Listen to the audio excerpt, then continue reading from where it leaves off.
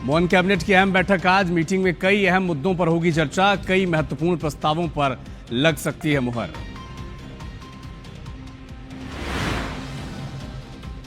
शिवपुरी पहुंचे महाअरिमन सिंधिया हुए चोटिल। कार की सनरूफ से टकराया सीना। डॉक्टर की निगरानी में है सिंधिया। जबलपुर के होटल रैन बसेरा में गरुड़ दल का छापा। एक्सपायरी डेट की खाद्य सामग्री मिली। गौर नदी में बहाया जा रहा था गंदा पानी। छतरपुर में पति ने की पत्नी और बच्ची की पिटाई। मारपीट का वीडियो वायरल। रीवा में डीजल चोरी के शक में युवक पर हमला। एक ने एक दूसरे युवक की चोटी उखाड़ी। मामला दर्ज। रायसेन में अचानक कार में लगी आग। गैस लीकेज से आग लगने की आशंका।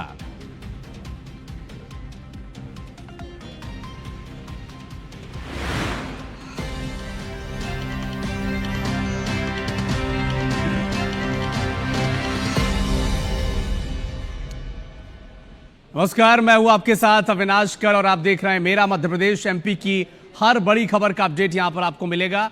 और शुरुआत करेंगे इस बुलेटिन की गुना से मिल रहे अपडेट के साथ। गुना जिले के पैंची गांव में पुलिस पर हमले का मामला सामने आया है। मामले को लेकर एक बड़ा खुलासा हुआ है। 30 दिसंबर को लोधा समाज की युवती मीना समाज के युवक के साथ लापता हो गई। पुलिस ने लापता युवती को ढूंढ निकाला। युवती ने पुलिस को बताया कि उसने युवक से शादी कर ली है और उसी के साथ रहना चाहती है, जिसके बाद युवती को काउंसलिंग के लिए वन स्टॉप सेंटर भेजा गया। इसी बात से नाराज होकर परिजन थाने पहुंचे और युवती को सौंपने की मांग करने लगे। हाईवे पर जाम की कोशिश की। हालात बिगड़े तो पुलिस पर पथराव भी कर दिया भीड़ ने। एक एसआई और एक हेड कांस्टेबल गंभीर रूप से घायल हुए हैं। दोनों अस्पताल में भर्ती हैं। मौके पर भारी पुलिस बल तैनात है और आरोपियों पर केस दर्ज कर कार्रवाई शुरू कर चुकी है। मामले में एसपी का कहना है कि जल्द ही आरोपी की गिरफ्तारी की जाएगी।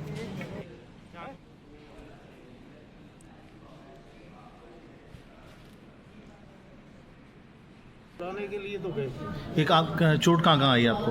हमारे सर में है और ये उंगली में है। किस चीज से मारा? ये लाठी डंडों से। कितने लोग थे करीबन? वो लोग तो गांव है उनका, तो वो तो बहुत सारे लोग थे वहाँ पर। शादी कर ली है और वो परिवार में वापस नहीं जाना चाहती थी, तो पुलिस ने एहतियात के तौर पे उसे गुना में वन स्टॉप सेंटर पे लड़की को छोड़ा था। उग्र भीड़ ने लाठी और कुछ पत्थर से पुलिस वालों पे हमला किया था, जिसमें हमारा एक एएसआई, एक प्रधान आरक्षक को सर में चोट आई है। तो जो भी दोषी है हम लोग उनको गिरफ्तार करने की। नीरज योगी गुना से हमारे सहयोगी लाइव हमारे साथ जुड़ चुके हैं। नीरज, ये जो युवती थी ये नाबालिग थी, बालिग थी, क्या थी? और ये जो भीड़ उग्र हुई है, पथराव कर दिया पुलिस पर, इसके पीछे की क्या वजह थी? कुछ इनसाइड स्टोरी है क्या? जी बिल्कुल, मैं आपको बता दूं कि ये जो भीड़ है वो उग्र इसलिए हुई थी क्योंकि ये एक लड़की थी जो बालिग थी और उसने अपनी मर्जी से एक लड़के से शादी कर ली थी। और जब पुलिस ने उसे दास्ताब किया तो उसने अब पूरी कहानी सुनाई और उसने कहा कि वो उस लड़के के साथ रहना चाहती है और ये परिवार के जो लोग हैं उनके साथ नहीं जाना चाहती है। इसे लेकर पूरा विवाद खड़ा हुआ और कहीं ना कहीं पुलिस उसको काउंसलिंग के लिए भेज रही थी और उसे वन स्टॉप सेंटर भेज दिया जा रहा था। इसी दौरान परिजन जो है उसे उनके सुपुर्द करने की मांग कर रहे थे। इसे लेकर जैसे ही विवाद गहराया तो जो परिजन है उन्होंने नेशनल हाईवे पर जाम लगाने की कोशिश की और पुलिस समझाइश देने पहुंची तो एक आरक्षक के साथ कुछ लोग झूमा झटकी करने लगे और इसी को लेकर बाकी जो पुलिस फोर्स था वो भी यहाँ पर पहुंचा। एएसआई और भी लोग यहाँ पर पहुंचे उन्हें समझाइश देने, तो इसी दौरान उनके ऊपर पत्थरबाजी हुई और कहीं ना कहीं उनके ऊपर लाठी डंडों से हमला कर दिया गया और हमला करने के बाद पुलिस के वाहन को भी क्षति पहुंचाई गई। तो कुल मिलाकर पुलिस के साथ ही अभद्रता की गई, पुलिस के साथ मारपीट की गई, जिस तरह की आप तस्वीरें भी टीवी स्क्रीन पर देख सकते हैं। और इसके बाद जैसे ही यहाँ पर हालात बिगड़ते देखे तो यहाँ पर भारी पुलिस बल यहाँ पर तैनात किया गया और कहीं ना कहीं 30 से 40 लोग बताए जा रहे हैं जो जिन्होंने इन पर हमला किया था। तो गुना एसपी अंकित सोनी ने ये कहा है कि जो बदमाश है उन्हें बख्शा नहीं जाएगा और इसमें ठीक है। नीरज, आप नजर बना के रखिएगा इस खबर पर। आपसे अपडेट लगातार दर्शकों तक पहुंचाएंगे। बहुत शुक्रिया। राजगढ़ में जेल के अंदर ही कानून की धज्जियां उड़ा दी गईं। नरसिंहपुर उपजेल में एक कुख्यात विचाराधीन कैदी ने जेलर पर जानलेवा हमला कर दिया। जेलर को गंभीर हालत में भोपाल रेफर करना पड़ा। सवाल उठ रहा है कि क्या अब जेल भी सुरक्षित नहीं रही? अगर जेलर ही जेल में सुरक्षित नहीं है तो फिर कानून का खौफ आखिर रहेगा किसे? जानकारी के मुताबिक जेलर रामशंकर पटेल जेल निरीक्षण कर रहे थे और इसी दौरान विचाराधीन कैदी दया पंडित ने उन पर अचानक से हमला बोल दिया। हमले में जेलर रामशंकर पटेल के सिर में गंभीर चोट आई है। खून से लथपथ हालात में उन्हें अस्पताल भेजा गया है। डॉक्टर्स ने सिर में 5 टांके लगाकर बेहतर इलाज के लिए भोपाल रेफर किया है। बता दें कि हमलावर कैदी दयाशंकर शर्मा उर्फ दया पंडित कोई साधारण कैदी नहीं है।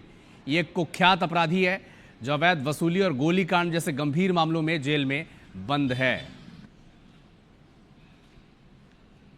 के जो जेलर हैं वो और अन्य स्टाफ सिविल अस्पताल नरसिंहगढ़ आए थे उपचार हेतु तथा उनके द्वारा बताया गया था कि जेल में कुछ कैदियों द्वारा मारपीट की गई है। उनका प्राथमिक उपचार कर तथा सिर में उन्हें चोट थी, लगभग 4 से 5 उनको टाँके आए हैं सिर में तथा चूंकि सिर का मामला था इसलिए उन्हें यहाँ से सिटी स्कैन हेतु उच्च संस्था पे रेफर किया गया था। भोपाल के अंबेडकर नगर में महिला पुलिसकर्मी के पति की पिटाई से युवक की मौत हो गई।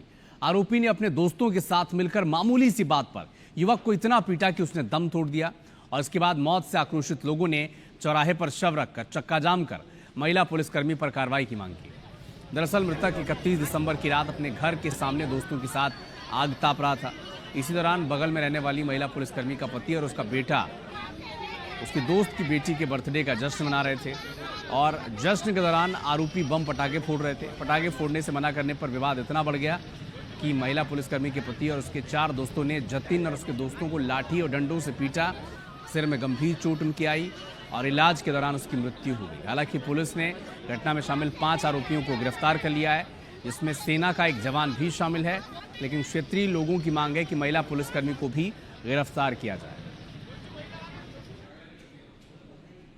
जिन्होंने मारा है वो यहाँ किराए से रहने आए थे और वो बच्चे छोटा जो मारा गया है वो बेकसूर है। वो लोग पार्टी मना रहे थे सारे के सारे। पुलिस ने क्या आश्वासन दिया आपको? पुलिस को उन्होंने तो ये बोला है कि उसके ऊपर भी कार्रवाई करेंगे। 5 को गिरफ्तार कर लिया है। 5 के बाद अब वो 6वां उसका नाम आता है तो उसको भी गिरफ्तार करेंगे। महिला पुलिसकर्मी है। ये कि जो आरक्षक महिला उसमें दिख रही है उसकी गिरफ्तारी की जाए और वीडियो में जिस तरीके से आया है तो उसकी तत्काल गिरफ्तारी की जाए, जिसको अभी चूंकि मैटर विवेचना में है और हम उसकी जांच कर रहे हैं। जो भी तथ्य आएंगे उसके अकॉर्डिंग कार्रवाई की जाएगी। सागर के बहेरिया थाना क्षेत्र में एक 22 साल की युवती से 3 युवकों ने गैंगरेप किया। पीड़िता की शिकायत पर पुलिस ने आरोपियों के खिलाफ दुष्कर्म का केस दर्ज कर लिया है। युवती शहडोल निवासी है। मरकोनिया के किराए के कमरे से वो रहती है और 2 जनवरी को एक ढाबे पर खाना खाने गई थी और वहां पर एक व्यक्ति से युवती की बातचीत हुई। उससे पहले से वो जानती थी। युवक युवती को बातों में लगाकर ढाबे के कमरे में ले गया, जहां पहले से मौजूद युवक के साथियों ने मिलकर दुष्कर्म की वारदात को अंजाम दिया। 2 आरोपी गिरफ्तार कर लिए गए हैं। तलाश बाकियों की जारी है। एक प्रकरण रिपोर्ट हुआ था जिसमें पीड़िता के द्वारा बताया गया था कि उसके साथ 3 लोगों के द्वारा दुष्कर्म किया गया है। तो जिसकी रिपोर्ट जिसके सूचना के आधार पर उसमें FIR दर्ज की गई है। इसमें प्राथमिक तौर पर 2 आरोपियों को राउंड अप किया गया है पुलिस ने के द्वारा और अन्य आरोपियों की भी हम तलाश कर रहे हैं। भोपाल एम्स के इमरजेंसी एंड ट्रॉमा डिपार्टमेंट की असिस्टेंट प्रोफेसर डॉक्टर रश्मि वर्मा की 24 दिन बाद मौत हो गई। 11 दिसंबर को आत्महत्या का प्रयास करने के बाद से रश्मि एम्स के ICU में वेंटिलेटर सपोर्ट पर थी। तमाम कोशिशों और विशेषज्ञों की निगरानी और इलाज के बावजूद उनकी जान नहीं बचाई जा सकी। डॉक्टर रश्मि वर्मा ने 5 जनवरी को सुबह करीब 11 बजे आखिरी सांस ली। उनका शव परिजनों को सौंप दिया गया है।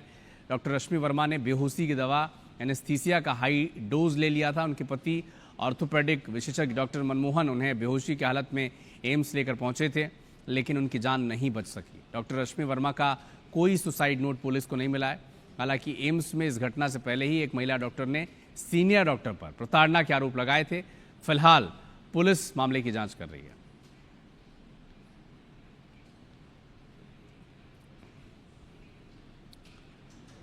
खबर जबलपुर से है, जहां पुलिस ने युवक की हत्या का खुलासा करते हुए नाबालिग समेत 7 आरोपियों को गिरफ्तार कर लिया है। आपको यह भी बताते चलें कि भेड़ाघाट थाना क्षेत्र में 3 जनवरी को कार के अंदर सो रहे युवक की चाकुओं से गोद कर हत्या कर दी गई थी। पुलिस के मुताबिक मृतक महेंद्र का एक युवक से शराब के नशे में विवाद हुआ था। इसके बाद युवक ने अपने 6 अन्य साथियों के साथ मिलकर महेंद्र साहू की हत्या कर दी थी। पूरे घटनाक्रम का सीसीटीवी फुटेज भी सामने आ चुका है, जिसमें 2 बाइकों में आए 7 लोग महेंद्र की हत्या करते नजर आए। मृतक अपने घर से उज्जैन जाने के लिए निकला था, लेकिन रास्ते में उसकी कार खराब हो गई। इसके बाद कार सुधारने आए मैकेनिक की बाइक लेकर वो शराब दुकान गया। वहीं युवक से उसका विवाद हुआ और मृतक अपनी खराब कार में ही सो गया था और मौके पर साथियों के साथ पहुंचे युवक ने चाकुओं से गोद कर उसकी हत्या कर दी। मर्डर का घटना बड़ी गंभीर थी। दोपहर की साक्ष्य मिले और लोगों से पूछताछ की गई। सौरभ के साथ विवाद हुआ था मृतक का, और वह जो कारण रहा होगा शराब के नशे में जो भी आपस में इनका वार्तालाप हुआ, आप शब्द बोले, उसी से फिर प्रभावित होकर इसने अपने अन्य मित्रों को ये बताया कि भाई मुझे सवेरे अभिषेक ने इस प्रकार की गाली गलौज की है, और उसके बाद इनके जो पॉलिसी बनी, जो भी इन्होंने योजना बनाई, तो उसके तहत ही क्रियान्वित हुआ। सीधी में एक युवक ने जहर खाकर अपनी जान दे दी। सुसाइड से पहले उसने एक वीडियो बनाया और वीडियो में ससुराल की प्रताड़ना से तंग आकर आत्मघाती कदम उठाने की बात कही। मृतक ने वीडियो में बताया कि उसके ससुराल वालों ने उसे दहेज के झूठे केस में फंसाया है और वो निर्दोष है। इसके बाद उसने जहर खा लिया। परिजनों को जब पता चला तो उन्होंने युवक को जिला अस्पताल में भर्ती किया, लेकिन हालात बिगड़ने पर उसे रीवा रेफर किया गया, जहां इलाज के दौरान उसकी मौत हो गई। मारे की तैयार तो हम दहेज एक लगाए दे, यही कह दी, वो कह दे, बिटिया वही कहा थी, ससुरो सास सब पूरा घर परिवार यही कहा था। न घरे के हमारे दोस्त आए, न भाई के, न भौजाई के, न बाप के, न महतारी की केहू करी। हमारे ससुराल वाले के दोस्त है, हम जहर खाइए कल गरहन बलाबर ससुर लियावा गाड़ी में लाठी डारी थे सारे की, हाँ, और टांगा लेके दौड़ा रहा मारे। हम गाड़ी लेके भागी दहा और सब मारे की तैयार तो कि हम दहेज एक लगाए दे, यही कह दी, वो कह दे, बिटिया वही कहा थी, ससुरो सास। मंडला के सुरंग देवरी स्थित सिद्धेश्वर धाम में घर वापसी का एक बड़ा अनुष्ठान पूरा हुआ। यहाँ विधि विधान से 3 परिवारों के लोगों ने सनातन धर्म में वापसी की और मंत्रोच्चार और हवन पूजन के साथ 15 लोगों ने घर वापसी की, जो कुछ समय पहले लालच और बहकावे में आकर ईसाई धर्म में चले गए थे। आचार्य ललित मिश्रा के सानिध्य में परिवार ने वापस हिंदू धर्म अपनाया है। इन लोगों की आंखों में पश्चाताप के साथ अपने मूल धर्म में लौटने की खुशी भी दिख रही थी। इस वर्ष हमने करीब 3 परिवारों की वापसी की है, जिसमें 15 लोग हैं। कुछ लोग आने ही पाए हैं, उनके परिवार के ने वीडियो कॉल के माध्यम से हमसे बात की थी कि महाराज जी हम लोग बाहर रहते हैं, परंतु हम वापसी चाहते हैं, और वो उनका परिवार वापस आया हुआ है। यहाँ पर माता पिता भाई बहन यहाँ पर सभी बैठे हुए हैं। तो हमारा उद्देश्य ये है कि हम अपने घर को प्रकाशमान करना चाहते और हमारा घर सर्वस्व सनातन है। जैसे गलती से मैं थोड़ा चले गया था, थोड़ी समझ नहीं पाए थे, इसलिए हो गया था। तो अब बड़े परिवार में आ गया, सनातन परिवार में, परिवार के संग, और अपने धर्म में आ गया फिर वापस। ईसाई धर्म में गई थी, 1.5 साल रही वहाँ। आराम नहीं लग रही, अच्छी नहीं, बीमार होते पड़े भैया, तो हम ये धर्म में आएंगे, फिर ये धर्म में फिर हम वापस आ गए। इंदौर में दूषित पानी से हुई मौत के मामले में कांग्रेस प्रदेश भर में विरोध प्रदर्शन कर रही है। आपको 4 तस्वीरें अब इसकी दिखाने जा रहे हैं। पहली तस्वीर इंदौर से है, जहां पर खंडवा नाका चौराहे पर यूथ कांग्रेस ने प्रदर्शन किया, मंत्री कैलाश विजयवर्गीय का पुतला फूंका। दूसरी जो तस्वीर है खरगोन की है, जहां विधायक सचिन बिरला के ऑफिस के सामने घंटा बजाकर कांग्रेस ने विरोध जताया। तीसरी जो तस्वीर है नर्मदापुरम की है, जहां पर सांसद दर्शन सिंह चौधरी के निवास पर कांग्रेसियों ने प्रदर्शन किया और कैलाश विजयवर्गीय के पोस्टर लगाकर नारेबाजी की। चौथी तस्वीर सागर से है, जहां पर कांग्रेस ने सरकार के खिलाफ जमकर नारेबाजी की, प्रदर्शन किया।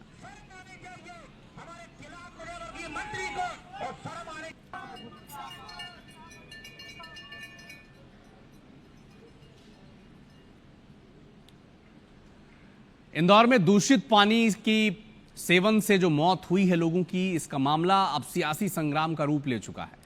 सूत्रों के हवाले से खबर है कि लोकसभा के नेता प्रतिपक्ष राहुल गांधी इंदौर आने वाले हैं, लेकिन अभी तक इसी की आधिकारिक पुष्टि नहीं है। पीसीसी चीफ जीतू पटवारी ने इसी बीच एक बड़ा दावा करते हुए कहा कि जहरीले पानी से अब तक 17 नहीं बल्कि 30 लोगों की मौत हो गई है, लेकिन फिर भी सरकार मौत के आंकड़े में हेराफेरी कर रही है, गड़बड़ी कर रही है और हमारे नेताओं का अंदर नहीं जाने दिया जाता है। इस पर बीजेपी का जवाब है कि किसी को जाने पर रोक नहीं है, आप जाएं अगर आपको जाना है तो। लेकिन कांग्रेस के जो लोग हैं वो पीड़ित के जख्मों पर मरहम लगाने नहीं जाते, अपनी राजनीति चमकाने जाते हैं।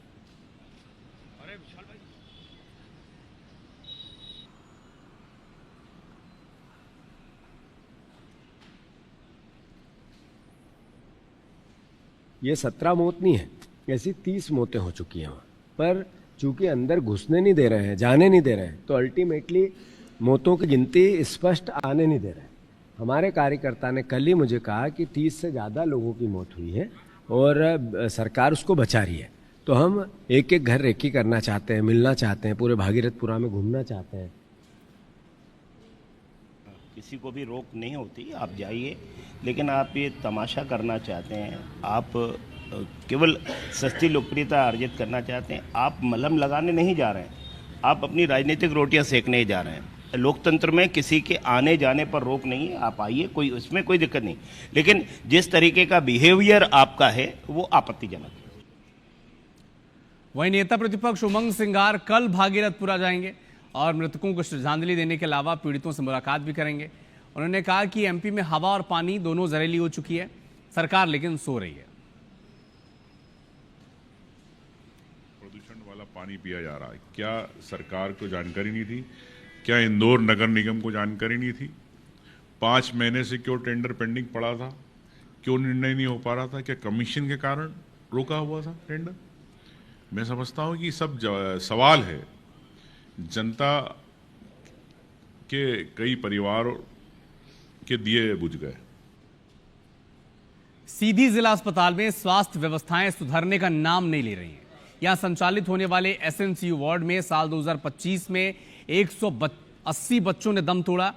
वहीं दूसरी तरफ जिला अस्पताल में 4 शिशु रोग विशेषज्ञ के पद स्वीकृत हैं, लेकिन 4 साल से ये सारे पद खाली पड़े हैं। डॉक्टर्स की कमी के चलते नवजातों के इलाज में गंभीर समस्याएं हो रही हैं। एसएनसीयू का संचालन जुगाड़ के डॉक्टर के भरोसे चल रहा है। जिला अस्पताल में तैनात जो चाइल्ड स्पेशलिस्ट हैं वो केवल ऑन कॉल सेवाओं के जरिए अपनी जिम्मेदारी निभाते हैं। मामले को लेकर वरिष्ठ होम्योपैथी डॉक्टर ने भी चिंता जताई है। जिला अस्पताल सीधी में एसएनसीयू में यह तो बहुत ही चिंताजनक बात है। और जिस तरह से आप आंकड़े बता रहे हैं कि 180 बच्चे 6 महीने मौत हुई है, तो 15 बच्चे यदि हर महीने मर रहे हैं तो ये बहुत ही निराशाजनक है और हम लोगों के लिए चिंताजनक है। एक्चुअल में इसके पीछे 2-3 वजह हो सकती है। पहला कारण तो ये है कि विशेषज्ञ डॉक्टरों की कमी है कि जो जिला चिकित्सालय है वहाँ पर्याप्त स्टाफ की व्यवस्था नहीं है, डॉक्टरों की बेहद कमी है, बहुत ज़्यादा कमी है। और इस स्थिति में 180 बच्चों की मृत्यु बड़ा दुखद है और जो अपनों को खोते हैं तो बड़ी तकलीफदेह स्थिति है। स्टाफ अभी थोड़ा सा कम है क्योंकि स्टाफ जो नर्सिंग ऑफिसर्स हैं उनके ट्रांसफ़र हो गए हैं, फिर भी हमने इधर उधर से मैनेज करके ड्यूटी लगाई है। बच्चे वो कमज़ोर हैं तो हम उनको तुरंत एसएनसीयू में भर्ती करके उनको लाइफ सपोर्ट देके उनको ट्रीटमेंट देके ठीक करते हैं। केंद्रीय मंत्री ज्योतिरादित्य सिंधिया के बेटे और एमपी क्रिकेट एसोसिएशन के अध्यक्ष महारिमन सिंधिया शिवपुरी में रोड शो के दौरान घायल हो गए। कोलारस विधानसभा में कार्यक्रम के दौरान वे कार की सनरूफ पर खड़े होकर लोगों का अभिवादन स्वीकार कर रहे थे, लेकिन तभी अचानक से ब्रेक लगा और ब्रेक लगने के चलते ही उनका जो सीना था वो सनरूफ के बॉर्डर से जा टकराया और इसके बाद वो पिछोर विधानसभा के लिए रवाना हुए। लेकिन रास्ते में सीने का दर्द जब बढ़ा तो उन्होंने जिला अस्पताल उन्हें पहुंचाया गया और डॉक्टर्स ने उनका सीटी स्कैन किया है। 40 मिनट अस्पताल में रुके, इलाज उनका चला। इस दौरान समर्थकों की भारी भीड़ वहां पर लग गई।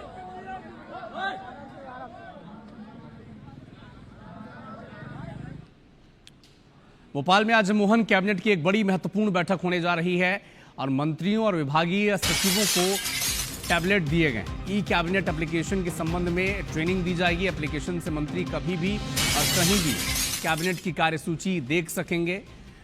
तो देखिए, आज मोहन कैबिनेट की एक महत्वपूर्ण बैठक है। ई कैबिनेट बैठक का आयोजन यहाँ पर किया जाएगा। मंत्रियों और विभागीय सचिवों को टैबलेट दिए गए हैं और ई कैबिनेट एप्लीकेशन के संबंध में उन्हें ट्रेनिंग भी दी जाएगी।